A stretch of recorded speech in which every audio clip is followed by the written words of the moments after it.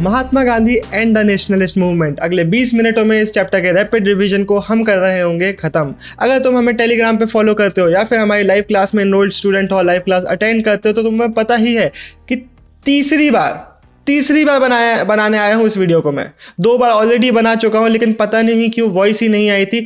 अगर तीसरी बार भी वॉइस नहीं आई तो मैं पागल हो जाऊंगा। तो आई होप कि अब सब कुछ सही चलेगा। ये लाइन कम से कम मैंने 10 बार मार ली है पिछली 2 वीडियो में, अलग अलग टेक्स में। पागल हो गया हूँ ये लाइन बोलते बोलते। स्किप नहीं करोगे तुम। सुनो मैं कितने फ्लो में बोलूँगा, इतनी बार मार चुका हूँ, अब रट गई है मुझे लाइनें। Sometimes the best things in life come free to us. लेकिन नहीं, तुम्हें फायदा ही नहीं उठाना है। तुम्हारे फोन में अगर द ट्विन ब्रोज एप्लीकेशन नहीं है, अगर तुमने आज तक द ट्विन ब्रोज वेबसाइट को यूज नहीं किया है, तो तुम क्या कर रहे हो जिंदगी में। वहां पे तुम्हें मिलेंगी बहुत सारी फ्री रिसोर्सेज, वहां पे मिलेंगे तुम्हें फ्री कोर्सेज जिनका एनरोल करके तुम अपने नीचे बूस्टर्स लगा सकते हो। ऐसे आग लग जाएगी तुम्हारे नीचे, तुम उड़ने लग जाओगे। मजाक की बात नहीं है। तो अभी इस वीडियो को देखो, वीडियो देखने के बाद लिंक तुम्हें डिस्क्रिप्शन में मिलेगा, वहां से जाओगे और द ट्विन ब्रोज ऐप को अपने फोन में डाउनलोड करोगे। अगर तुम्हारे फोन में द ट्विन ब्रोज ऐप नहीं है तो फेंक देना ऐसा फोन। चलो आया ना फ्लो में, क्योंकि 10 बार बोल चुका हूं मैं, पागल हो गया हूं चीजें बोल बोल के। एक एक जोक मैंने 5-5 बार मार लिया है।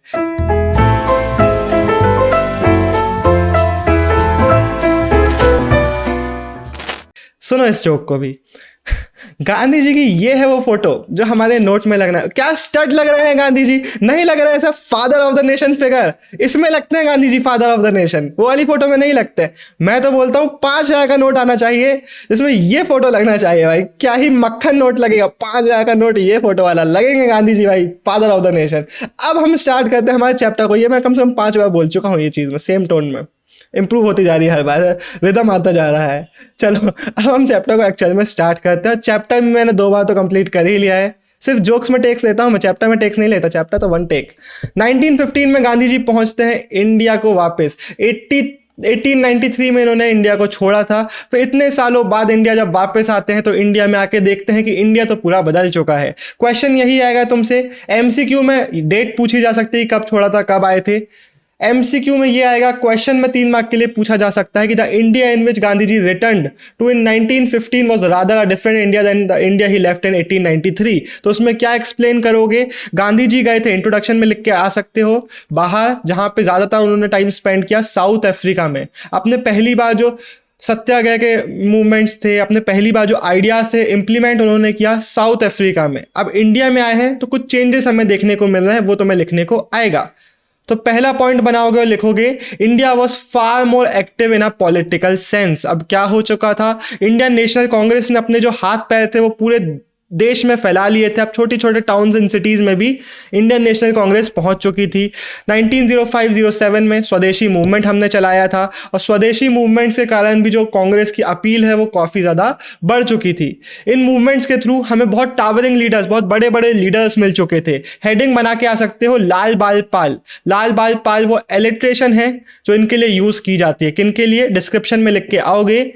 बाल गंगाधर तिलक जो कि महाराष्ट्र से थे, बिपिन चंद्रपाल जो कि बंगाल से थे और लाला लाजपत राय जो कि पंजाब से थे। अब एक और पॉइंट यहाँ पे ये भी बनाना कि इससे हमें एक और चीज देखने को मिलती है कि ऑल इंडिया नेचर था हमारे इन मूवमेंट्स में। ऑल इंडिया नेचर देखने को मिला था स्ट्रगल्स में। लीडर हमें अलग अलग जगहों से देखने को मिल रहे थे।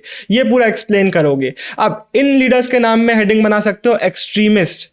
ये लोग थे एक्सट्रीमिस्ट। कुछ हमें मॉडरेट लोग भी देखने को मिल जाते हैं। एक्सट्रीमिस्ट मतलब जो एक्शंस लेना चाहते हैं, एग्रेसिव ओपिनियंस रखते हैं, मतलब ओपिनियन रखते नहीं, मतलब एग्रेसिव एक्शंस लेना चाहते हैं, ब्रिटिश गवर्नमेंट को हिला देना चाहते हैं। मॉडरेट्स मतलब जो कि भाई चलो डिस्कशन कर लेते हैं, कुछ डिस्कस करके, डिबेट्स करके कुछ धीरे धीरे कॉन्स्टिट्यूशनल रिफॉर्म्स लेके आते हैं। इस टाइप के अप्रोच वाले लोग, परसुएसिव अप्रोच वाले लोग। मॉडरेट्स में नाम लिखोगे गोपाल कृष्ण गोखले जो कि गांधी जी के पॉलिटिकल मेंटोर भी थे। ये भी याद रखना, एमसीक्यू में आ सकता है। और मोहम्मद अली जिन्ना का भी इसमें नाम लिखोगे। अब गोपाल कृष्ण गोखले की एडवाइस के बाद गांधी जी जब इंडिया आए 1915 में, तो अगला 1 साल उन्होंने स्पेंड किया इंडिया को समझने में, इंडिया को घूमने में, अलग अलग जगहों पे विजिट करने में। फिर यहां से जितनी भी डेट है सारी याद रखना है, लेकिन बहुत इजी है कि 15, 16, 17, 17 इजी है डेट्स, ठीक है। 1916 फरवरी को गांधी जी ने पहली बार इंडिया में खुद को पब्लिकली अनाउंस किया। हुआ यह था कि बीएचयू हमारे इंडियन इनिशिएटिव से, इंडियन पैसे से एक पहली यूनिवर्सिटी खुल रही थी जिसमें सारे जो बड़े बड़े फिगर्स थे ना, एनी बेसेंट हो गई, हमारे गांधी जी हो गए, बहुत सारे अलग अलग फिलेंथ्रोपिस्ट हो गए, बहुत सारे अलग अलग लीडर्स हो गए, इनको बुलाया गया था। गांधी जी को तो इंडिया में कोई नहीं पहचानता था, इन्होंने साउथ अफ्रीका में काम किए थे, उन काम के बेसिस पे इनको बुला लिया गया था। सब लोग जहां पे कॉन्ग्रेचुलेट कर रहे थे, एक दूसरे को खुश हो रहे थे, गांधी जी की स्पीच देने की बारी आई तो यहां पे उन्होंने आग ही लगा दी। उन्होंने बोला कि यहाँ पे मुझे गरीब तो दिख ही नहीं रहे, यहाँ पे मुझे पेजेंट्स तो दिख ही नहीं रहे, वर्किंग क्लास तो दिख ही नहीं रही है, हमारे अंदर कोई सेल्फ गवर्नेंस की, सेल्फ रूल की कोई क्वालिटीज है ही नहीं। अगर हम खुद को फ्री कराना चाहते हैं ब्रिटिश राज से तो आप लोग नहीं दिला पाओगे। ये जो नेशनलिज्म अभी एलीट फिनोमिना है, ये हमको इंडिपेंडेंस नहीं दिला पाएगा। हमें इस नेशनलिज्म को एक ऐसा फिनोमिना बनाना पड़ेगा जिसमें पेजेंट्स पार्टिसिपेट करे, जिसमें वर्किंग क्लास पार्टिसिपेट करे। तो ये गांधी जी के ओपिनियन एक्सप्रेस इन्होंने किए बीएचयू की अपनी पहली अपीयरेंस में। उसके बाद 17 में इन्होंने चंपारण में पेजेंट्स के लिए एक्टिविटीज करी, स्ट्रगल किया। 18 में गए अहमदाबाद, वहां पे लेबर डिस्प्यूट को इंटरवीन किया, और उसके बाद खेड़ा के जो पेजेंट्स थे उनके लिए स्ट्रगल किया। ये तीनों डेट याद रखोगे, 17 और 18 में अपने होम टाउन में दो अलग अलग मूवमेंट्स को इन्होंने ज्वाइन किया। लेकिन ये बहुत ज़्यादा लोकलाइज्ड स्ट्रगल्स हैं। अब इसके बाद हमें 1919 में गांधी जी को मौका मिलता है कुछ ऐसे मूवमेंट्स करने का, कुछ ऐसे स्ट्रगल्स करने का जो कि पूरे ऑल इंडिया नेचर के होने वाले होंगे। 1919 में क्या होता है, राउलेट एक्ट लगा दिया जाता है। अब इसका थोड़ा सा बैकग्राउंड देख लेते हैं। 1914 से, ये डेट भी आप याद रखेंगे, 14 से 18 तक चल रही थी हमारी फर्स्ट वर्ल्ड वॉर। अब वर्ल्ड वॉर में India was forced to kind of support British forces। Punjab region specially British forces को काफ़ी ज़्यादा सप्लीमेंट कर रहा था, काफ़ी ज़्यादा असिस्ट कर रहा था। तो व्हाट इंडिया वाज एक्सपेक्टिंग कि जब वॉर खत्म होगी तो ये जो ट्रबल वाला टाइम है ना, कि हमारे यहाँ पे प्रेस की सेंसरशिप लगा दी गई है, किसी को भी ट्रायल विदाउट डिटेंशन लगा दिया गया है, कोई भी ऐसा मीटिंग्स वगैरह अलाउ नहीं किए जाते हैं, ये जो ट्रबल चल रहा है ये खत्म हो जाएगा। लेकिन जब वॉर खत्म होती है तो उनको मिलता है 1919 का राउलेट एक्ट, जहाँ पे सारे स्ट्रिक्ट मेजर्स को कंटिन्यू किया जाता है। तो इंडिया पूरा भड़क जाता है, बहुत ज्यादा गुस्सा होता है, स्पेशली पंजाब वाला रीजन, कि भाई वॉर के बाद तो हमें रिवॉर्ड मिलना चाहिए था लेकिन हमें और ज्यादा पनिशमेंट्स मिल गए ऐसा लग रहा है। तो पूरे इंडिया में ऐसे गुस्सा भरा हुआ होता है। गांधी जी बढ़ रहे होते हैं पंजाब की तरफ, अलग अलग जगहों पे स्ट्रगल्स चालू हो रहे होते हैं, और इस बीच हो जाता है एक बहुत बड़ा हादसा नहीं, एक बहुत घटिया हरकत। अप्रैल 1919 को की जाता है जलियांवाला बाग, जहाँ पे हमारे जो ब्रिटिश आर्मी है, ब्रिटिश फोर्सेस है हमारी, वो हमारे एक पीसफुल प्रोसेशन को, एक पीसफुल मीटिंग को अटैक कर देती हैं और बहुत सारे लोगों को मार देती हैं, बहुत सारे लोगों को इंजर्ड कर देती हैं। तो ये डेट भी आप याद रखेंगे।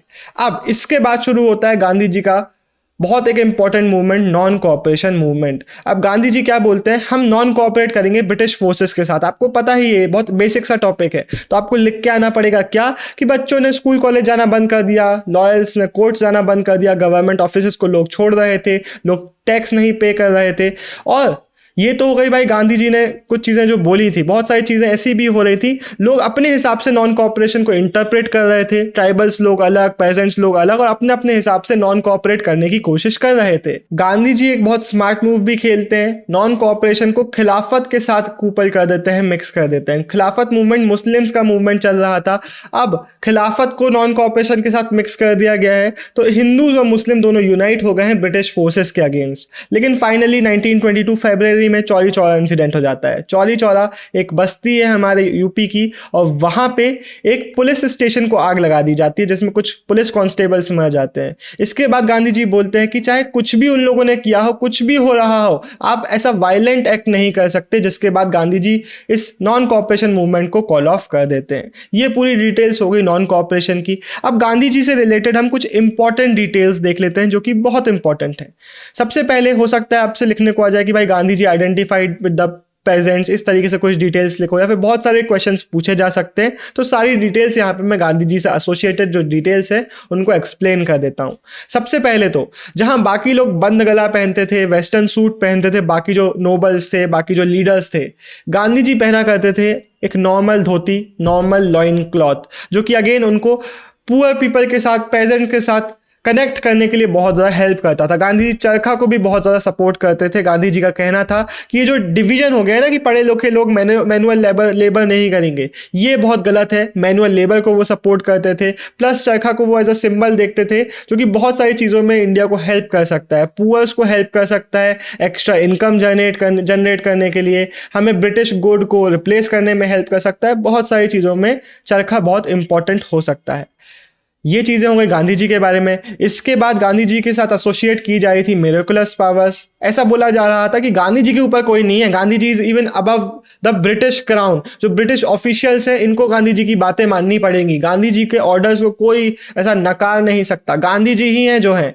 इसलिए गांधी जी को गांधी बाबा बुलाया जाता है, कहीं गांधी महाराज, कहीं गांधी महात्मा।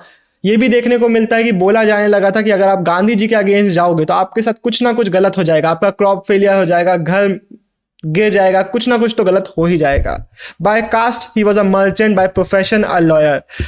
और पॉलिटिशियन तो थे ही, पॉलिटिशियन के साथ साथ सोशल रिफॉर्मर भी थे। जो सोशल इविल्स हमें सोसाइटी में देखने को मिलते हैं उनके अगेंस्ट भी एक्शंस लिया करते थे। स्पेशली हरिजन्स जो लोग हो गए, दलित जो हो गए, उनके लिए बहुत सारे स्टेप्स ये ले रहे थे। अब सिर्फ गांधी जी नहीं थे जो इंडिया में नेशनलिज्म को प्रमोट कर रहे थे, और भी बहुत सारी चीज़ें हो रही थी। फॉर एग्जाम्पल MCQ में आ सकता है, प्रजामंडल्स क्यों सेटअप किए जा रहे थे? प्रजामंडल सेटअप किए जा रहे थे प्रिंसली स्टेट्स में नेशनलिस्ट क्रीड को प्रमोट करने के लिए। इसके अलावा बहुत सारे अलग अलग लीडर्स थे जो कि गांधी जी के साथ भी जुड़ रहे थे, जो कि अलग अलग भी अपने एक्शंस ले रहे थे ब्रिटिश फोर्सेस के अगेंस्ट। अब हम बात करते हैं सॉल्ट सत्याग्रह वाले टॉपिक की, लेकिन स्टार्ट करेंगे ना थोड़े से बैकग्राउंड के साथ। 1928 डेट याद रखना। इसमें क्या हो रहा था? सबसे पहले तो साइमन कमीशन के अगेंस्ट इंडिया में प्रोटेस्ट चल रहे थे, बारडोली सत्याग्रह चल रहा था, लेकिन गांधी जी ने डायरेक्टली इस किसी भी स्ट्रगल को ज्वाइन नहीं किया। गांधी जी ने बोला करो आप लोग, हम आपको ब्लेसिंग्स देते हैं, लेकिन गांधी जी ने डायरेक्टली इनको ज्वाइन नहीं किया। 1929 दिसंबर, ये डेट तो बहुत ही ज्यादा इंपॉर्टेंट है, पहले वाली डेट से भी ज्यादा इंपॉर्टेंट है। क्यों? क्योंकि कुछ इंपॉर्टेंट चीजें यहां पे हुई थी। सबसे पहले तो याद रखना, जो लाहौर सेशन है, कांग्रेस का लाहौर वाला एनुअल सेशन, वो हुआ था 1929 को। इसके बाद हमारा जो जवाहरलाल नेहरू था उसको कांग्रेस का प्रेसिडेंट बना दिया गया था। इनके पहले इनके पापा जी प्रेसिडेंट थे, अब जो बेटन है वो एक यंगर जनरेशन को पास आउट हो गया है, और डिक्लेरेशन कर दिया गया था पूर्ण स्वराज का। अब हमें चाहिए कंप्लीट इंडिपेंडेंस। 26 जनवरी 1930 को मनाया गया इंडिपेंडेंस डे। गांधी जी ने कुछ ऑर्डर्स भी दे दिए थे। गांधी जी ने बोल दिया था बहुत अच्छा होगा अगर हम सारी जगहों पे मीटिंग, सारी जगहों पे एक्शन साथ में स्टार्ट कर सकेंगे। तो गांधी जी ने बोला कि हमें इस दिन में पैट्रियोटिक सॉन्ग्स वगैरह गा सकते हैं, और हमें मेनली कुछ प्रोडक्टिव काम करना है। फॉर एग्जांपल आप चरखा चला सकते हो, आप चाहो तो प्रोहिबिशन वर्क कर सकते हो, हमें हरिजन्स की हेल्प करनी चाहिए। इस तरीके से अपना पूरे हमारे इंडिपेंडेंस डे को हमें सेलिब्रेट करना है। 12 मार्च 1930, इसको भी बिल्कुल भी मत भूलना, बहुत इंपॉर्टेंट डेट है। ये वो डेट है जब गांधी जी ने चलना चालू किया साबरमती आश्रम से ओशन की तरफ सॉल्ट लॉ को ब्रेक करने के लिए। अब इसके पहले ही आप अगर सॉल्ट मार्च का क्वेश्चन आता है तो इंट्रोडक्टरी पैराग्राफ बना के आ सकते हो कि गांधी जी ने इरविन साहब को, लॉर्ड इरविन को लेटर लिख के बता दिया था कि हम ये चीज करने वाले हैं। Gandhi ji was not expecting कि वो उनको करने देंगे अलाउ, लेकिन इरविन ने इसकी इंपॉर्टेंस नहीं समझी। उनको लगा ठीक है भाई चल लेंगे, क्या ही होगा। सेम चीज बोली टाइम न्यूज मैगजीन ने, जो कि अमेरिकन न्यूज मैगजीन है, ये भी बोल रही थी कि गांधी जी चल ही नहीं पाएंगे। इन्होंने देखा कि गांधी जी जब एक दिन के बाद चले तो इन्होंने लिख दिया कि Gandhi ji fell into the ground, sunk into the ground. ये एक बहुत पतला दुबला सा व्यक्ति है, ये नहीं चल पाएगा इतनी बड़ी मार्च। लेकिन हो क्या रहा था, गांधी जी जहां जहां चल रहे थे, गांधी जी के साथ बहुत सारे लोग जुड़ते चले जा रहे थे। जो पुलिस मैन थे हमारे ब्रिटिश फोर्सेस के, वो लोग भी गांधी जी को अब फॉलो कर रहे थे, और गांधी जी के एक्शंस को देखने बहुत ज़्यादा फॉलो किया जाने लगा। और हमें देखने को मिलता है कि बहुत ज़्यादा अटेंशन इनको मिलने लग गई थी, बहुत सारे लोग इनको ज्वाइन कर रहे थे। 3 पॉइंट्स जो कि सॉल्ट मार्च के बारे में आपको पता होना चाहिए। सबसे पहले इसको वर्ल्ड अटेंशन मिली, एग्जाम्पल में लिख के आएंगे। टाइम न्यूज़ मैगजीन ने इसको कवर किया, अमेरिकन और यूरोपियन न्यूज़ मैगजीन इसको कवर कर रही थी। विमेन का पार्टिसिपेशन इसमें बहुत ज़्यादा था, अनप्रेसिडेंटेड अमाउंट में विमेन इसमें पार्टिसिपेट कर रही थी, और ब्रिटिश राज को रियलाइज करा दिया गया था इस मार्च के बाद कि इनका जो राज है it will not last for ever, ये शेक किया जाएगा। इसके बाद 2 डेट्स हैं हमारी राउंड टेबल कॉन्फ्रेंसेस की, जो कि बहुत ज़्यादा इंपॉर्टेंट है। 1930 हमारी first round table conferences London वाली, लेकिन सारे हमारे जो लीडर्स थे वो जेल में भरे पड़े हुए थे तो कोई जा ही नहीं पाया। 1931 में लीडर्स हमारे गए ज़रूर, गांधी जी गए, अंबेडकर जी गए और भी लीडर्स गए, लेकिन अगेन इट वॉज इनकंक्लूसिव। तो गांधी जी वगैरह सब वापस आ गए, फिर से ब्रिटिश राज के अगेंस्ट स्ट्रगल वगैरह करने लग गए। 1935 को आप याद रखेंगे, new government of India act आया था, जिसके ठीक 2 साल बाद हमारे इंडिया में प्रोविंशियल इलेक्शंस कराए गए थे, जिसमें ज्यादातर प्रोविंसेस में कांग्रेस ने सीट्स जीती थी, लेकिन जो रिजर्व्ड कॉन्स्टिट्यूएंसीज थी, मुस्लिम रिजर्व कॉन्स्टिट्यूएंसीज थी, वहां पे हमारी मुस्लिम लीग जीती थी। ये आप वहां पे लिख के आ सकते हैं। अब आता है हमारा क्विट इंडिया मूवमेंट। डेट याद रखना है 1942 अगस्त। मैं बार बार डेट पे इतना ज़्यादा एम्फेसाइज क्यों कर रहा हूँ, क्योंकि टॉपिक्स बहुत इजी हैं याद करने के लिए। हम सबको पता है, हमने 10th में भी थोड़ा बहुत इनको पढ़ा हुआ है, हमने सबने सुना हुआ है, लेकिन डेट्स अगर आप मेंशन करेंगे ना तो ही आपका आंसर जो है वो स्टैंड आउट करेगा। बिना डेट्स के आपको इस चैप्टर में मार्क्स बिल्कुल भी नहीं मिलेंगे। तो ये डेट आपको याद रखना है। फिर कुछ पॉइंट्स याद रखना है। क्विट इंडिया मूवमेंट एक ऐसा मूवमेंट था जिसमें यंग पीपल पार्टिसिपेट कर रहे थे। जो बड़े बड़े लीडर्स थे उनको तो स्टार्टिंग से ही जेल में डाल दिया गया था, लेकिन जो यंगर एक्टिविस्ट थे वो उभर के सामने आए थे। जेल भरने का काम ये लोग कर रहे थे और ब्रिटिश फोर्सेस के अगेंस्ट एक्शंस ले रहे थे। फिर कांग्रेस के जो सोशलिस्ट मेंबर्स थे, एग्जांपल लिख के आएंगे, जयप्रकाश नारायण हो गए, ये लोग अंडरग्राउंड बहुत सारी एक्टिविटीज कर रहे थे ब्रिटिश फोर्सेस के अगेंस्ट। और एक और पॉइंट आप लिख के ये जरूर आएंगे कि it was genuinely a mass movement. अब एक तरफ कांग्रेस हो गई, गांधी हो गई, अपने अपने एक्शंस ले रहे हैं, दूसरी तरफ जो मुस्लिम लीग है वो अपनी ब्रांचेस फैला रही है, वो अपना इन्फ्लुएंस फैलाने की कोशिश कर रही है। जिन्ना ने डायरेक्ट एक्शन डे अनाउंस कर दिया था, जिसका एक्शंस लिए गए 16 अगस्त 1946 को, जब दंगे भड़क गए कलकत्ता में। और यहाँ से भड़कने के बाद पूरे नॉर्थ इंडिया में, बिहार रीजन हो गया, बाकी रीजन हो गए, पूरे नॉर्दर्न इंडिया में दंगे भड़कना चालू हो गए थे, दंगे फैलना चालू हो गए थे। तो अब हमें 3 कैरेक्टर्स देखने को मिल जाते हैं। British forces versus Hindus versus Muslims हमें देखने को मिलने लग गया। ब्रिटिश फोर्सेस ने बहुत सारी कोशिश भी करी, बहुत सारे अलग अलग लीडर्स ने टॉक्स कराने की कोशिश करी, लेकिन once all the talks failed, 15 अगस्त में इंडिया को डिवाइड भी कर दिया गया और इंडिपेंडेंट भी कर दिया गया।